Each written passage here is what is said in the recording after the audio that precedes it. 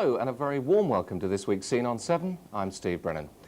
Now then, we start today with an appeal from Berkshire County Council for any D-Day veterans from the county. With the 50th anniversary of D-Day approaching on the 6th of June, the council are keen to get in touch as a special reunion is planned to mark this historic event. Even those who have moved away from the region who still have contact locally are urged to contact Gail Rossiter at Shire Hall, Shinfield Park in Reading. That's RG29 9XD. Or you can telephone the Berkshire helpline, which celebrates its first anniversary this week, on 0734 234 900. That's 0734 234 900.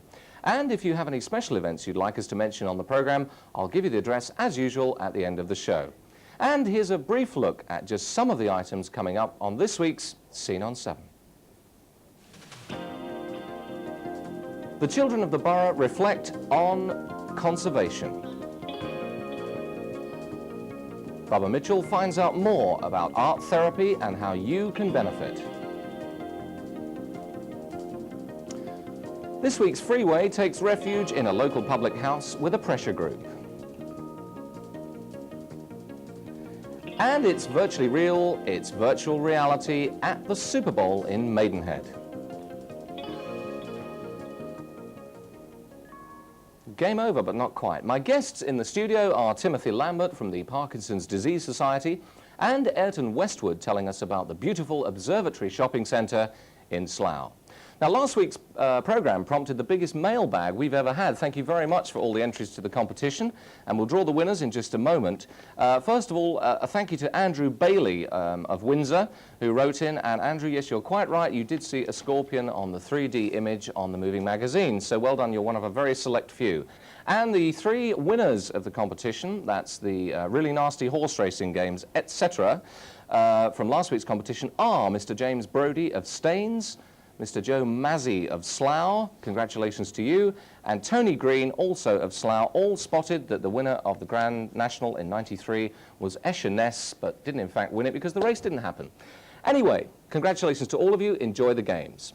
Now then, Mr. and Mrs. Key of West Drayton are well known in the area as something of a formidable duo when it comes to helping others. Well, we'd like to help them this time.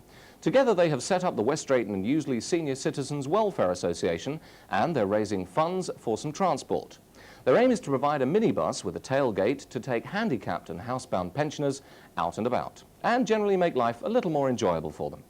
For some people it could mean the difference between staying indoors or their only chance of getting out at all.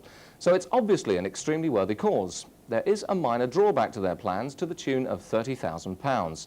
That's needed to buy the vehicle and also for the initial running costs. So if you're linked in any way with a vehicle manufacturer and you'd like to donate one, or you think you might be able to help in some other way, there would be a lot of our senior citizens who would be extremely grateful.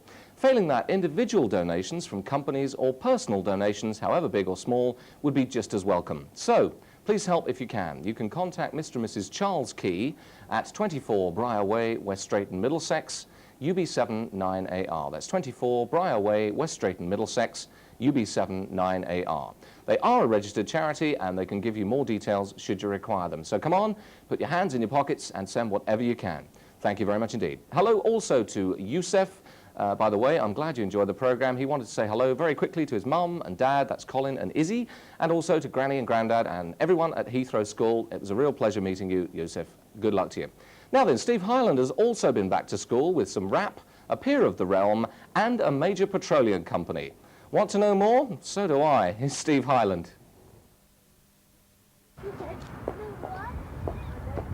10 schools from the Slough and Maidenhead area have been involved with Groundworks SO's Young Energy Saving Project. The idea of the project is for the schools to look at ways of saving energy.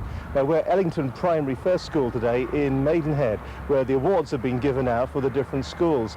The results of some of the findings have already been presented to the governors of the different schools, teachers, and in fact even the caretakers have taken note. It's a real project and it's really a way for the children to show ways of saving energy. Lord Arron, he's the Parliamentary Under-Secretary of State for the Environment. He's here today. He's going to be giving out the awards to different schools.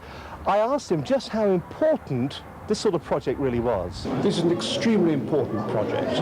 It's a pioneering project, and it's aimed at trying to persuade young people, all school levels, to conserve energy, not only in their schools, but to also to conserve energy in the home, and of course when they grow up in their office and place of work as well.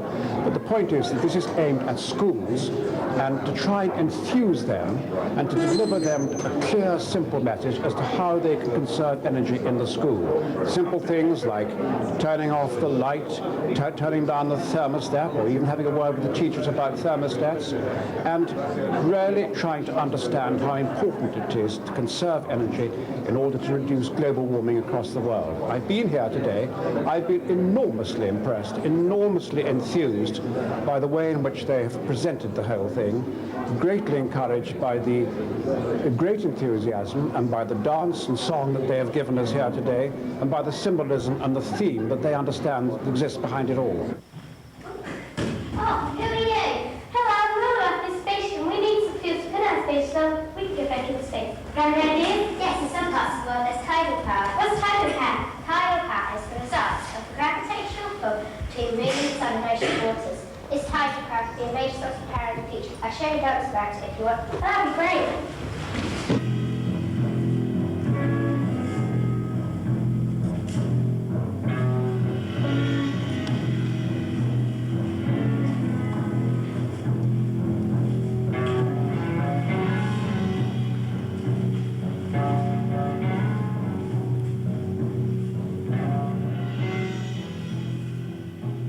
And with John Davison, he's the Chief Executive of Groundwork. Many people probably don't actually realise who Groundwork are and what they do. What do they do? Local people have environmental problems around their houses, around factories, in their school playgrounds. We help people solve their own problems, and that's the essence of it. Environmental experts working with local people to get important jobs done that make living conditions better. And we're actually working with the young local people here within the school. So exactly how does that project come about?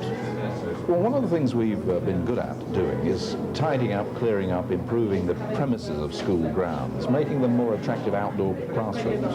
But then we thought, well, that's just a local problem. What about global problems? How can people, school children, begin to understand what those are and make some contribution to solving them?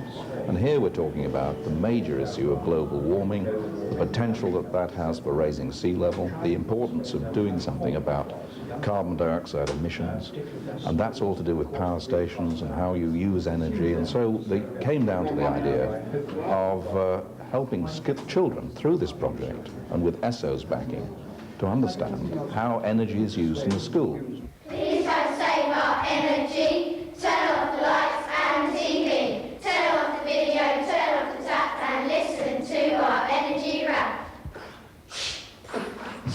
Our energy won't last forever. To realise that you don't have to be clever. We've got lots of energy, but not enough, and saving our energy is going to be tough. Gordon Sawyer, you're from ESSO UK. A project like this is obviously very important to the environmental department of the government. What's ESSO's involvement? Well, ESSO has been working with the Groundwork Foundation for many, many years in terms of helping them with environmental projects in the local community. We work with local community organisations in education, the environment, and many other spheres of our operation. So working on energy efficiency, given we're an energy company, was a natural step for us to get into. Are there lessons to be learned, do you think, for a large multinational like yourself from projects like this? Is there a commercial angle to it? Well, there is, because I think energy efficiency in particular, of course, has got two values. One is that it actually saves money. It doesn't matter whether you're a private householder, whether you're running your car, whether you're running an industry or a school, we've all got an incentive to save money, and it makes us more competitive and efficient. So that's good for us in the long run, for our customers to be efficient. But of course, secondly, there are environmental benefits as well in terms of reducing what may be damaging pollutants into the atmosphere. Now don't forget to turn off the light before you leave the room. And don't forget to turn off the light before you leave the room. And shut the door, to keep the building warm. And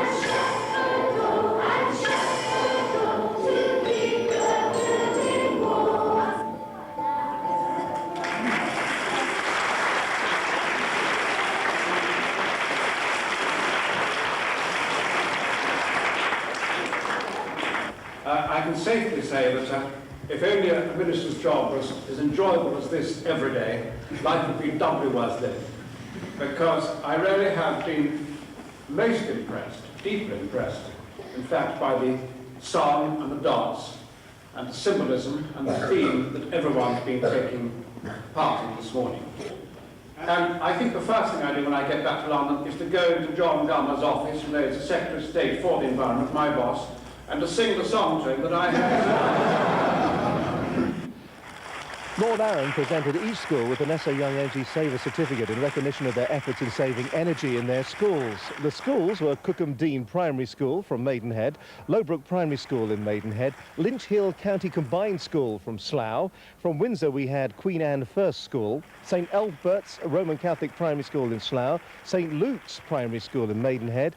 From Wexham we had the Wexham Court Combined School and Raisbury County Combined School from Raisbury. So this is the certificate that you actually get, the SO Young Energy Savers Project certificate. With me is Ben to tell us a little bit more about the Queen Anne First School heat map or energy map. What exactly is this, Ben? Well, this is a map of our school, and these red bits here show that it's hot, and the blue bits around the school are where it's cold. We found out that the staff room is the coldest. Where the teachers are? Yeah. That's good, yes. Keeps them awake, Ben, that does. We're looking for a computer. Computers look like that. Let's see if we can find a computer anywhere. There. There's a computer down there. But was that a lot of fun doing the project? Yeah. It was. And you enjoyed it, did you? Well, congratulations, Ben. Well done. And well done to the rest of the gang that were working with you on the project. This is Charlotte. She's from St Luke's Primary School. This is their project down here. What have you been doing here? We've been making lots of toys that are powered by different sorts of energy, like this roundabout here.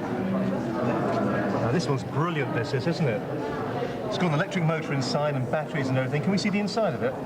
Yeah, sure. Look at that. That is high-tech stuff, that is. What other things have you made as well here? We've made some remote control cars. Motorised cars, that's these over here, isn't it? Yeah. Well, it's been a lot of fun. Thank you very much indeed for showing me all the different projects that you've done, all the different ways that you can save energy in the school. In Maidenhead, this is Steve Hyland for Scene on 7. Very good indeed. Well done to all the prize winners and also to Steve Hyland for not frightening all the children, unlike our director who frightens us all the time. Aircraft noise is a subject that we've covered in some detail on the programme and no doubt will do so again and again. There is a 24-hour aircraft noise hotline in Hounslow now, and the council have set up the two lines, one in English and one in Hindi, so that they can accurately monitor when residents are disturbed by excessive aircraft noise. It's estimated that 148,000 people living in Hounslow, one of them's our floor manager, are affected by high noise levels from aircraft. So if you'd like to speak up about it, now's your chance. Don't say you weren't given one. The number for your complaints in English is 081 862 6978, and if you wish to do so in Hindi, the number is 081 862 6979. There it is, just there. I think they could be very busy telephone lines indeed. Now, if the stresses and strains of modern living are just too much due to aircraft noise or whatever, you may benefit very well from art therapy. Bubba Mitchell has more.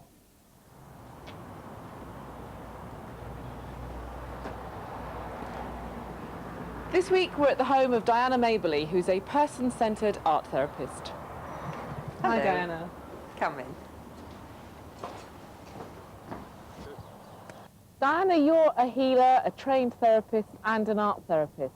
But today we're going to be talking about art therapy. Perhaps you could tell me what is the basic premise of art therapy? Well, art therapy is a delightful way to work for the client. This is probably the main thing. I am a trained counsellor, so I have that background.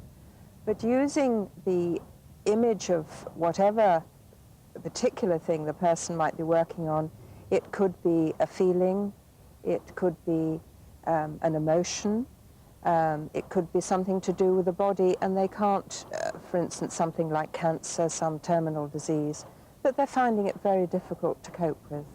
It might be a marriage problem, it might be an abuse problem. It can use a whole variety of different aspects of life and work with the person. So how does it actually work? How do you get them to work in art therapy? I use the person-centered approach, which means that I invite the client, whether they're 11 or younger, it might be abuse or something like that, or even bullying at school,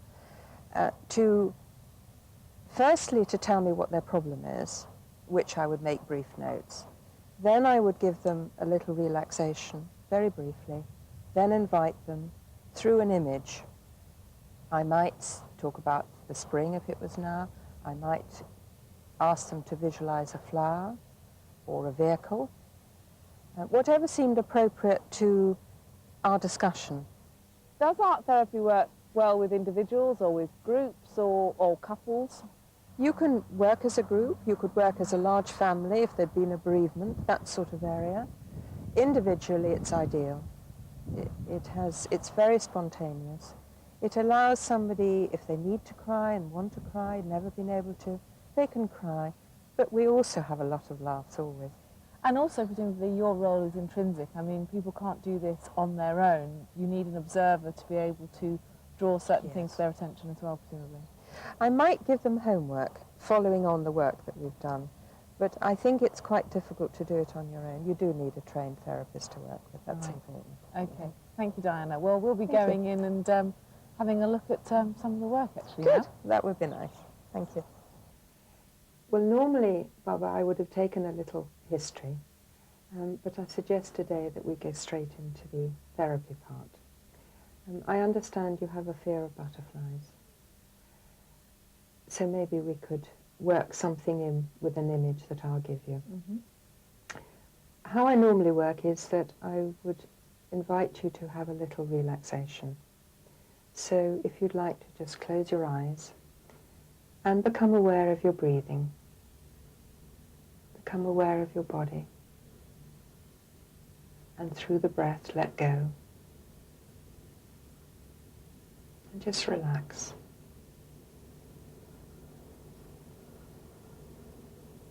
And in this relaxed state, I'd like you to allow a rose to come into your mind. Just visualize how it is, how it looks to you, the color, whether it's in a vase, whether it's growing, whether it's on its own. And without talking, I'd like you to take the crayons that you'll find in front of you and very briefly just draw the image. The crayons, the pencil, whichever you like. Whichever you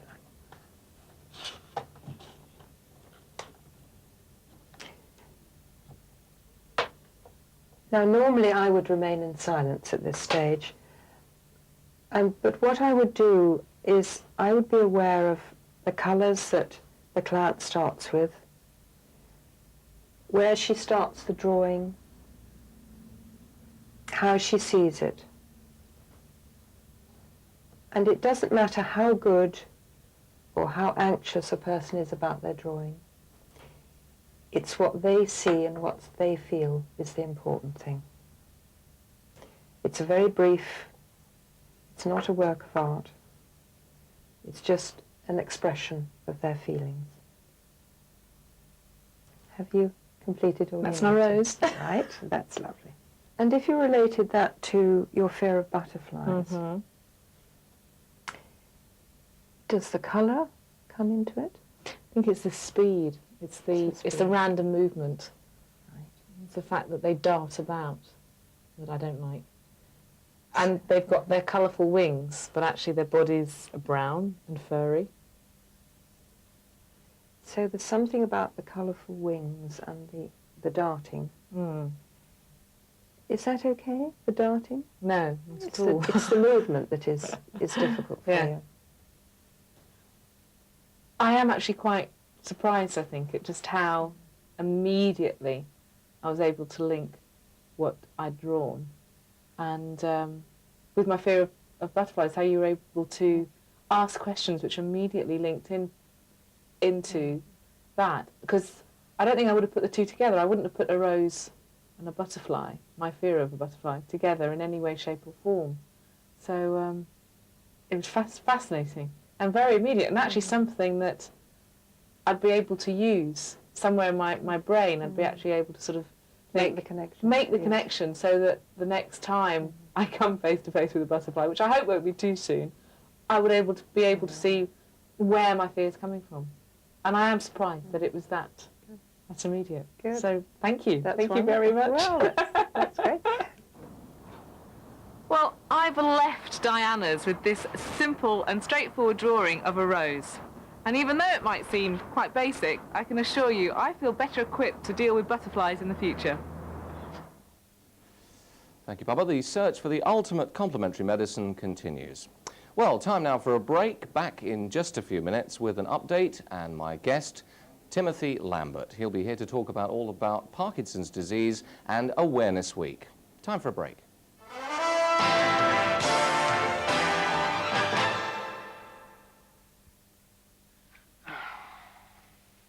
Look, I know you're supposed to be hard, but let me try and explain. Giving blood is a very good thing to do. How can you be so cold about it? Don't you understand, without blood donors, there'd be no operations, or treatment for blood diseases, or for burns, or for newborn babies? People with haemophilia would bleed to death. Am I getting through to you? I don't know, they were right. It's like trying to get blood out of a... Oh, thank you.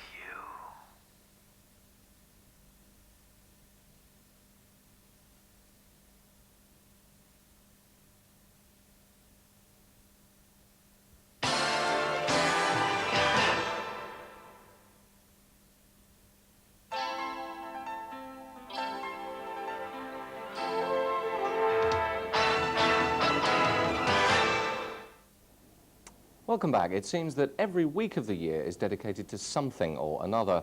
This week is definitely worthy of the accolade. It's Awareness Week until the 17th of April for Parkinson's disease. And to tell us all about it is Tim Lambert. Welcome, Timothy. Hi, Steve. How are you? Fine. Good. Welcome to the studio. Firstly, before we get into it, this is a very special flower. It is indeed. It's a Dr. James Parkinson tulip. It's a triumph tulip, and it's a very special flower because it's very rare. Almost went out of it became extinct, and it was resurrected by a specialist grower in Holland for us, and we've brought it over, cultured it and nurtured it, and we're now going to sell it through our branches to help raise awareness for the society. And it's a pretty little thing as well. It is, yeah, they look great, and we wish we could have them every week, actually. Different colours would be great. As Director of Fundraising for Parkinson's Disease Society, what is the money raised for in principle? There are three main areas. The first is research into finding the cause and the cure of Parkinson's disease, and that, I suppose, is what most people would expect us to do. The second is to look after people that have got Parkinson's disease and their carers. And the third is to try and do something about informing and educating people about Parkinson's disease.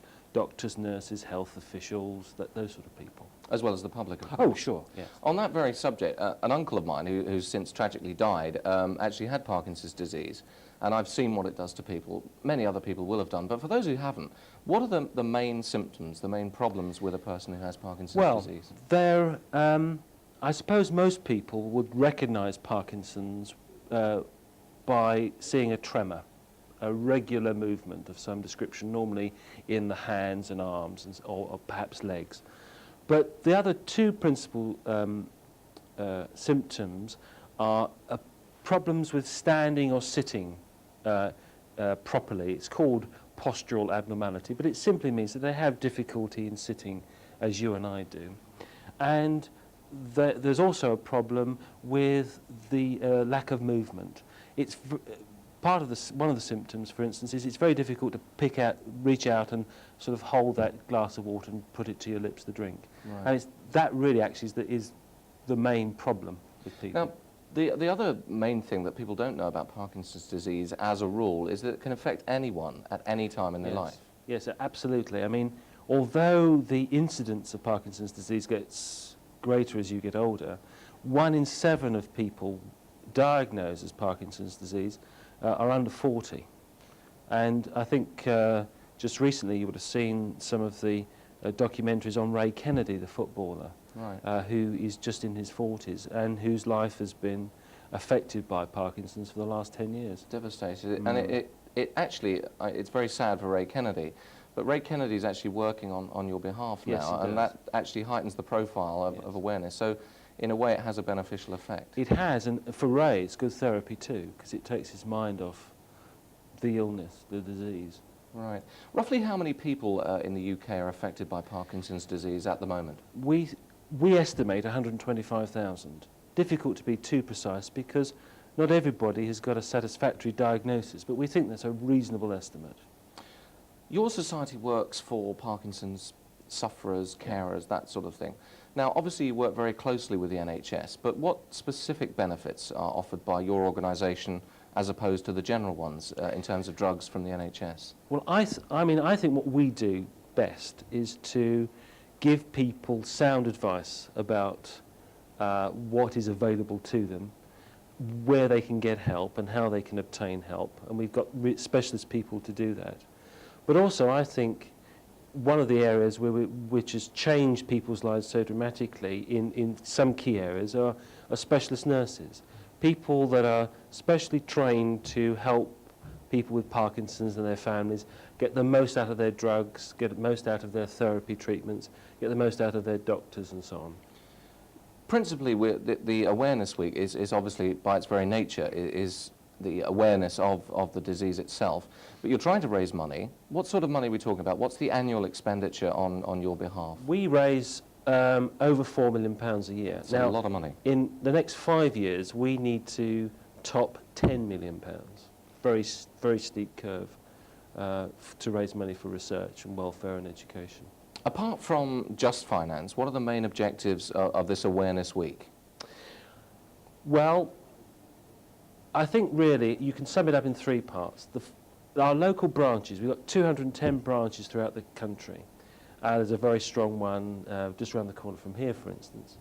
And they need help because they look after people with Parkinson's and offer local service and advice. They need all sorts of support and encouragement from other volunteers, people with some spare time. And it's really focusing on those particular issues, which I think awareness is very useful. This Awareness Week is very useful. The second one must be to raise money. You'd expect a director of fundraising to say that, I know, but it is to raise the money to meet the very tough targets we have. We've always got demands on us for more resources for welfare, education and research, quite rightly, but we need the money for as far as those are concerned. This week runs until the 17th of April. If people want to get involved in the Awareness Week and actually make a donation, how do they go about it? Well, a number of ways. They can get in touch with us at the office. We have a special help hotline, difficult to say actually, 071 388 8383, and you'll be able to contact somebody to offer your help. With expertise. That number's on the screen now. That's 071 388 8383. Yeah. So that's one practical way. If also you can ask for details of your local branch and other opportunities to help. There are so many ways you can to volunteer, not just giving money, but to help for us to raise money through your colleagues at work, through your friends, your family and so on. Right. If people would like more information, we've got an address coming up now that they can write to for more information, as well as the phone number. If you'd like to write this down, it's a very useful address for you. If you'd like to write to the Parkinson's Disease Society, 22 Upper Woburn Place, London WC1 HORA. That's WC1 HORA. Once again, that phone number 071 388 8383. Now, they'll cover all the areas. That includes this local area, even though they're listed in the middle of central London. UK, absolutely no problem at all. All right. Tim, listen, thanks very much indeed for coming down. I wish you great success with Awareness Week and continued success with all the work you do. Thanks, Steve. Thanks for sparing the time today. Now, the official opening of the Spelthorne Arts Centre takes place at the Old Town Hall in Market Square in Staines on April the 15th. Kenneth Branagh, yes, really will be doing the honours. It all starts around 11:30 in the morning of the 15th, so cameras and autograph books at the ready. Get there early, could be quite a crowd. There's all sorts of events coming up at that location, from entertainment to suit every taste, including live jads, so make use of it. I'll see you there. Every weekend, there is a vigil held by BAM, that's Berkshire Against More Motorways. We caught up with them in a pub in Slough where, rather unusually, our reporter Keith Jones was outside. Here's Freeway.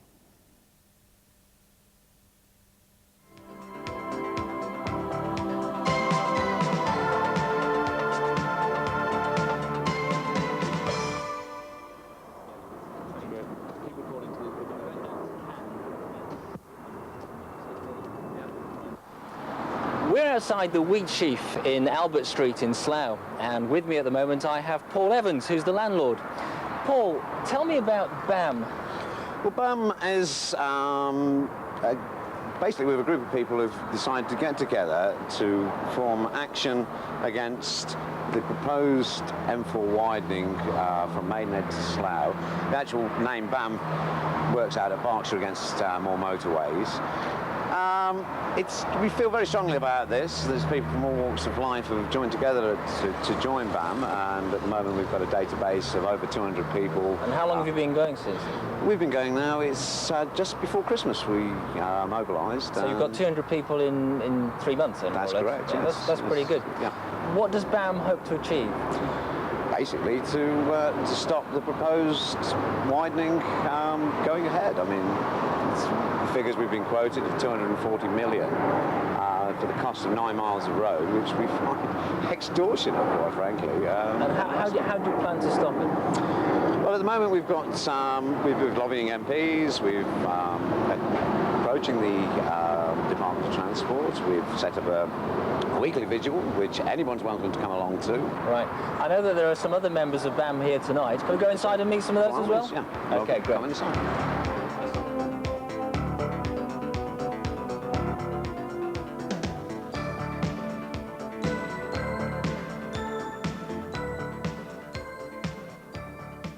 David Kern, you're the spokesman for BAM. How did you become involved?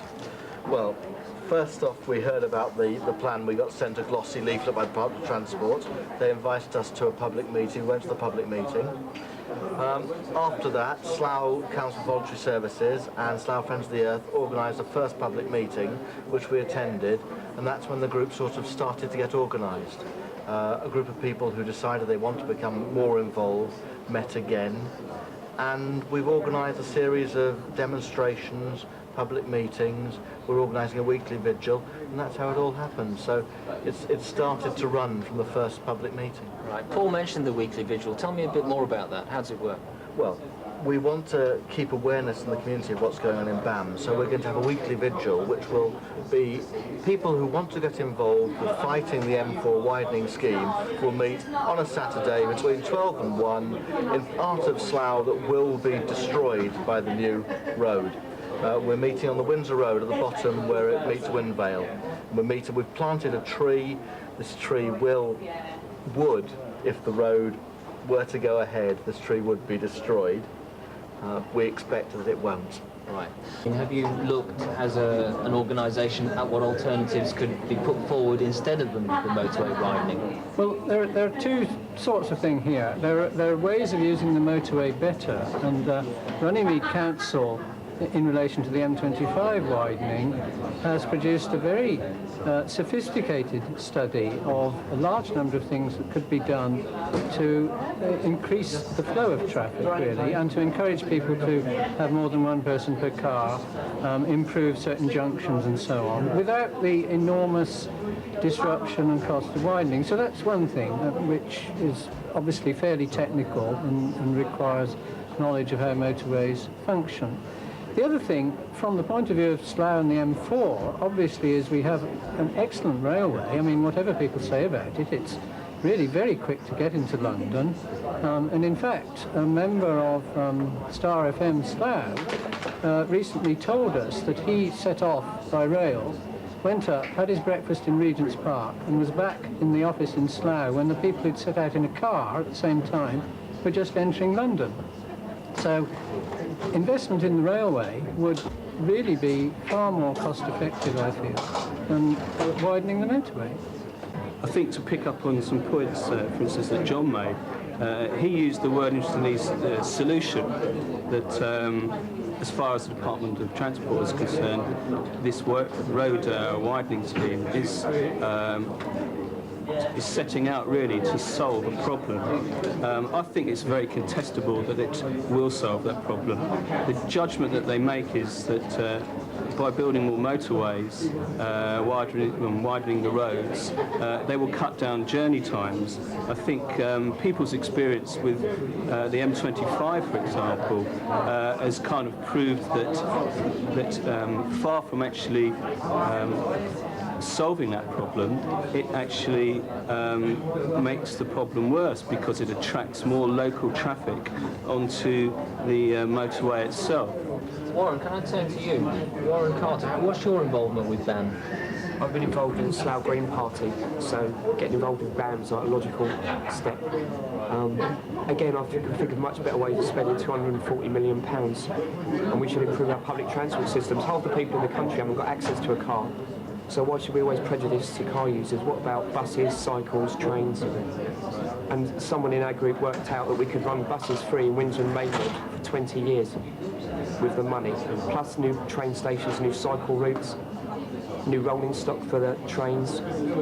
We'd be very interested to hear from other groups who are in the area who also are against these plans. We would like to get together with them and create a more broader-based, cohesive action.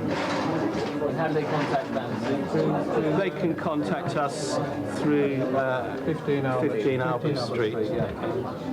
No, there's no political affiliation from our party. We come from all walks of life.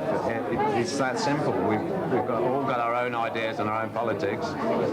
We're not looking to do it on a political issue. We're doing it as a group of concerned people from Slough or from Berkshire.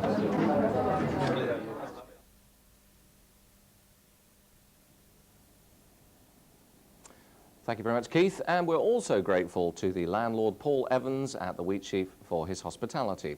They even put a shamrock in the Guinness. Yes, they do. Right, John Betjeman's poem, Slough, no, I don't agree with it, is fast becoming out of date. There have been vast improvements to the town, making efforts to entertain and amuse the kids as well as the adults, and above all, to shop. Principally involved in that is the Observatory Shopping Centre, and that's what I'm referring to. There's always something going on there, and Ayrton Westwood is here with more details. Welcome, Ayrton. Thank you. Ayrton, you're the centre manager at the Observatory. That's a heck of a responsibility. What are your day-to-day duties, for example? Well, to make sure really that the centre is running and it's very comfortable for people to shop in, and particularly that we take great care of the retailers in the centre as well. So you're involved with like the cleaning responsibilities, that sort of That's thing, right. making sure the centre's clean and absolutely and secure. Right. On the subject of security, that's on lips just at the moment for obvious reasons. In an environment like that, how do you approach security? What's the approach there? We don't like to feel that we're policing the centre, but we do have security officers on duty 24 hours a day, but certainly during trading hours they're very visible. But we like to feel that they're public relations people and customer service ambassadors. They're there to help the public and to be of assistance in directing them and making sure that everybody is aware of what's going on in the centre and where things are. But that it doesn't detract from the fact that it's a family centre That's for right. everyone to go We to. want people to feel comfortable. Right. Now, the observatory opened, let me just check, in November 1990. That's right. And I think it's fair to say, for those who live in the area and who went there during the early days, that it was a very slow starter. Mm-hmm. But that's all changed now. Absolutely. And it is a real success story. Indeed. What's been the main reason for that, would you say? I think a number of reasons. It was conceived as an idea in the 80s when the boom was a boom, and now we've seen a situation where we're in quite a deep recession. The centre has only traded in a recession, but we are seeing some extraordinary success stories, not only from the major names within the centre, but also some of the smaller independents who've been with us from the very early stages. And we really feel that we're getting somewhere. There's a great deal of optimism and confidence running through the centre, and I'm pleased to say some extremely good success stories. Would it be accurate to say, therefore, that if the centre can survive a recession like this, that it's boom time just around the corner, that it can survive basically anything? We would like to think that, but I think the observatory in Slough itself is a very good shopping destination, and is exceedingly well shopped by the local community. So it is that area that we really want to be a part of. We're very much at the core of the shopping environment within Slough, and very much a part of the community, and are doing a number of things to ensure that we get that message across. With reference to the community angle, there always seems to be something going on at the observatory, which I know it happens in a lot of shopping centres, but the observatory seems particularly keen on this, and you have a lot of open areas by its very nature. Its name is the observatory. Big open spaces. What sort of events are held at the observatory? Well, take this year, for instance. I mean, we've run a cyclothon event, which was which we actually filmed. Indeed you did. Indeed. And that was a great success in raising money again for the local community, which was for the Mayor of Slough's breast cancer scanning appeal. Right. And again, as you know, we've got a fashion show coming up at the end of the month, yeah, arranged again for that. We feel very much from the customers' comments that they feel comfortable shopping in the centre because it's bright and it's airy, and of course we do have the advantage of having a creche, which is a safe haven for young children. Yeah, I mean, how many children can you hold in the creche at any one time? 21 at any one time. And that's quite a responsibility. Absolutely. But it's handled beautifully, and there's no noise, there's untold things for kids to do. That's right. Another unusual aspect of the observatory is that it has its very own radio station. Indeed. Star FM, is that a welcome addition? Absolutely, because they're up on the gallery level with the management suite. We see a lot of each other. It's very important because they are so community orientated as well, that people can actually come up and go into their reception area and see what is in fact a live broadcast. Because, as you know, it's one of the most up-to-date studios in the world. It certainly so is. We're very delighted that they're our neighbours and very much at the heart of the centre. As you said earlier, coming up, we've got this massive fashion show that's going to happen there. We're going to go along and film that too, incidentally. What can people expect from the fashion show? They'll see a range of clothes from the shops within the centre, and they'll also see a programme of an Asian wedding event and a Western wedding event. We're using, we've been given a lot of help with this from Herschel Grammar School, Farnham Royal Church of England School, East Berkshire College, and the children who are regulars in our creche are modelling some of the toddlers' wear. Excellent, so it sounds like a fun day. It'll be a great fun day. And we'll be there filming that one too. Finally, Eton, what steps are being taken to ensure that the observatory continues its success story and ends up being the best? We want it to be very much a fun centre where people feel comfortable to come, but we're also trying to make it a centre of excellence. That's our main aim, by training all our in-house staff and ensuring that the retailers also have great pride in the centre, and that they also go very closely down a customer relations and customer care programme, so that the observatory is the place to be, the place to shop, and very much part of the community. And also that they're not representing just their own shop and their own company, but they're actually represented under the umbrella of the observatory. That's exactly what we want. Pride in the Observatory Shopping Centre. Well, it's a big success so far. Thank you for taking the time to come in and Thank talk you to us very about much. it. Great Don't pleasure. forget, visit the observatory. It's open all hours of the day and night, and as Eton will bear testimony, he's a hard-working man. Thank you very much indeed. Great pleasure. National Foster Care Week runs from the 17th to the 24th of April this year. And in this year of the family, the search is on in Surrey for people who can provide a caring home environment for children who need fostering.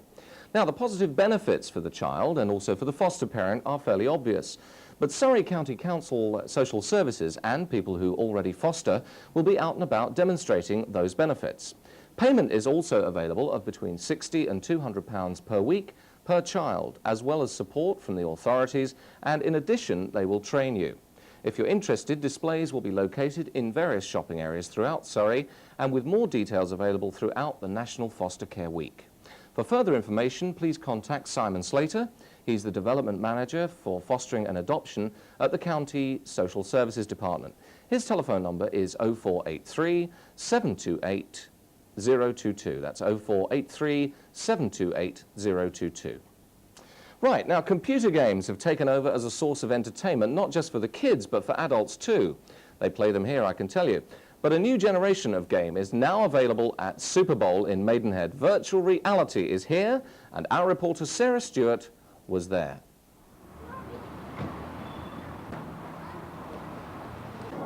Hi, we're down at the Super Bowl in Maidenhead checking out the latest in virtual reality game technology. It's the latest in entertainment, and unlike video games where you're limited to a flat screen and a joystick, you can actually become involved in a virtual world. It's completely interactive and totally immersive. You are part of this world and you are sort of calling the shots. You've got a 360-degree view of everything. It's fantastic. Absolutely fantastic. If you saw the film Lawnmower Man, you'll know what I'm talking about. If not, then I think you're just going to have to come down to the Super Bowl in Maidenhead and check it out for yourself.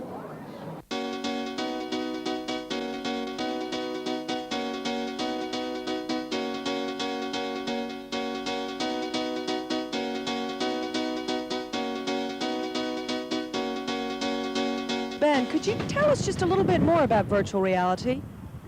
Well, virtual reality is it's an upgrade of an amusement machine almost, where you're not actually firing at a TV screen. You feel like you're the person. You feel like you're actually within the game, and it's a 3D effect. So it's that extra dimension. You're not just shooting at a flat screen. Their transporter hidden within the city is holding thousands of their cyborg warriors. And you can sort of move around inside of it. You're controlling everything. Yeah, that's right. As you've seen from the pictures, when you're actually in the game, you look around a complete landscape. So you can look up, look down, and you can see everything that's around you.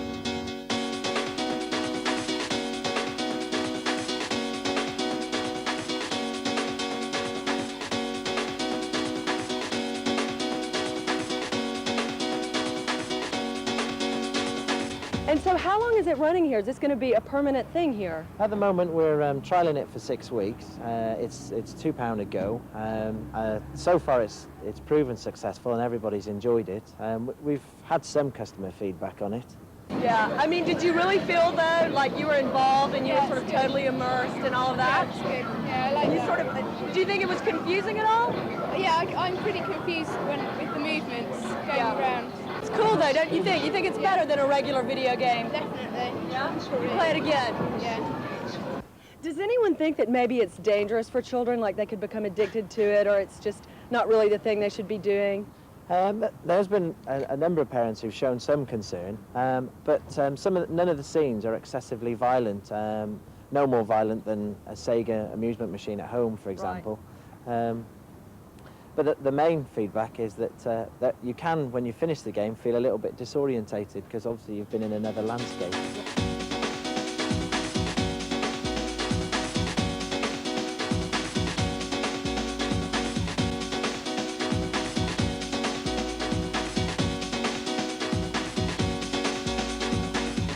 Is there a minimum age to play?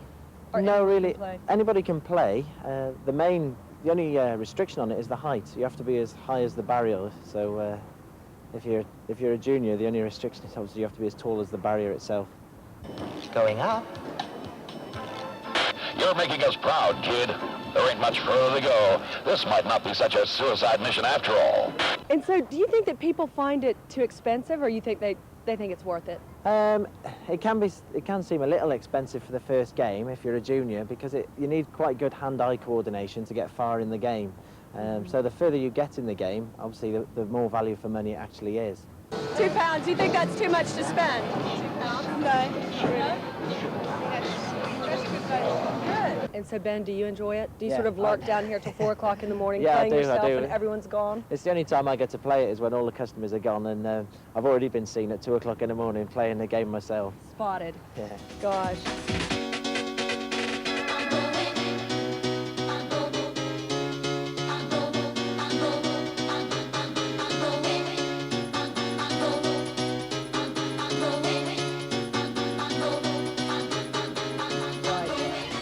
Really breaking some new ground in Maidenhead here. It's the first one south of the Watford Gap, and we're excited to have it. Wonderful.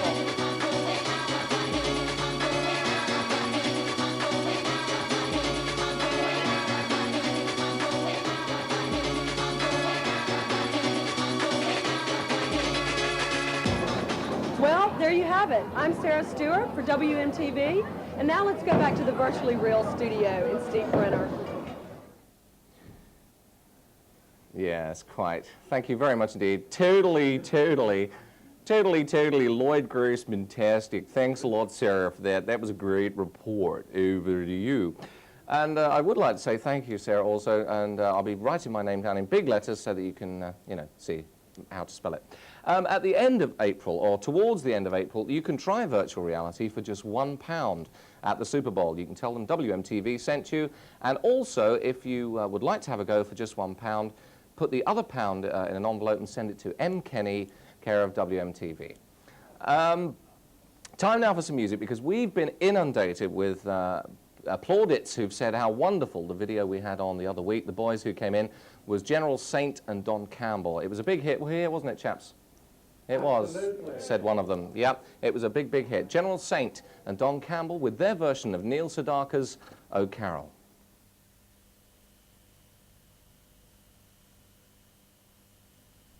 Yes, man! God, when me love, you know. All girls come because I love we come for love. What's the ride? Sing out Don Campbell. Oh, Carol, I am but a fool. Darling, I love you, though you treat me cruel. You hurt me, and you make me cry. But if you leave me, I would surely die. Darling, there will never be another. That's right, that's right. 'Cause I love you so.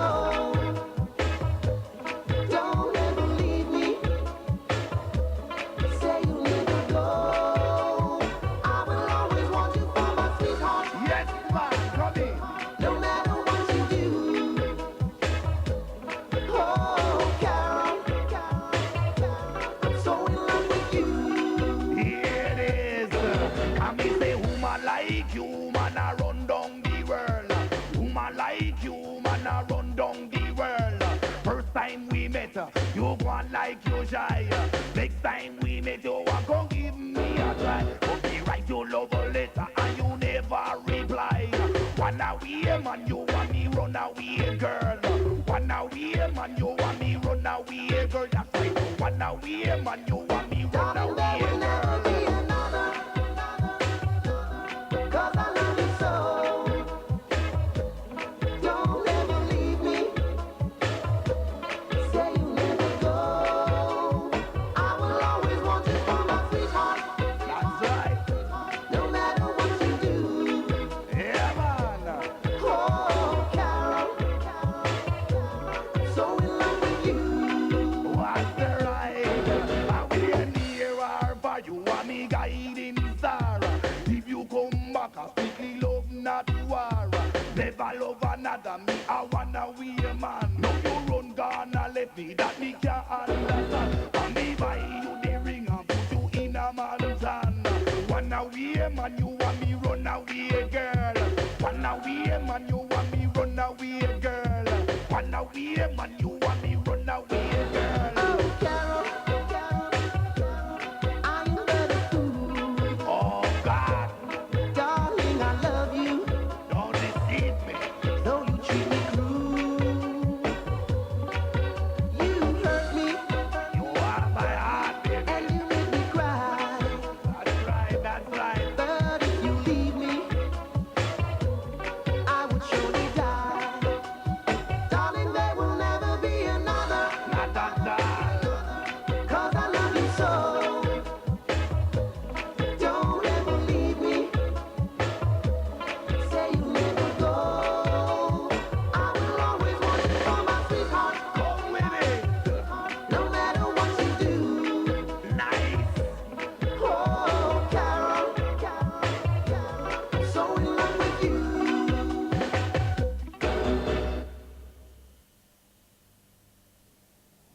The end. All right, you've got the end now, yeah? Great. That was General Saint and Don Campbell by popular request, and Oh Carol. We want it in the charts, we want it up there in the top 10. More music next week with a bit of luck. We'll keep you posted. Watch the movie magazine for details. Now, that's about it for this week. Just time to say goodbye to Piers Lawrence, who's our sound supremo. He leaves us today. Thanks for all you've done in the past here, Piers, and good luck in the new job. I hope you've enjoyed the programme today, and don't forget, you can write to us at Scene on 7, WMTV, P.O. Box 7, Slough SL3 6ET. Or you can leave a message on our fabulous answer phone machine regarding the excellent 24-hour moving magazine service on 0753 811 817. 0753 811 817. That's for your messages on our superb moving magazine service. Have a great week, and I'll see you in 7 days for next week's Scene on 7. Bye for now. Don't forget, stay tuned to Scene on 7 next week. Bye-bye.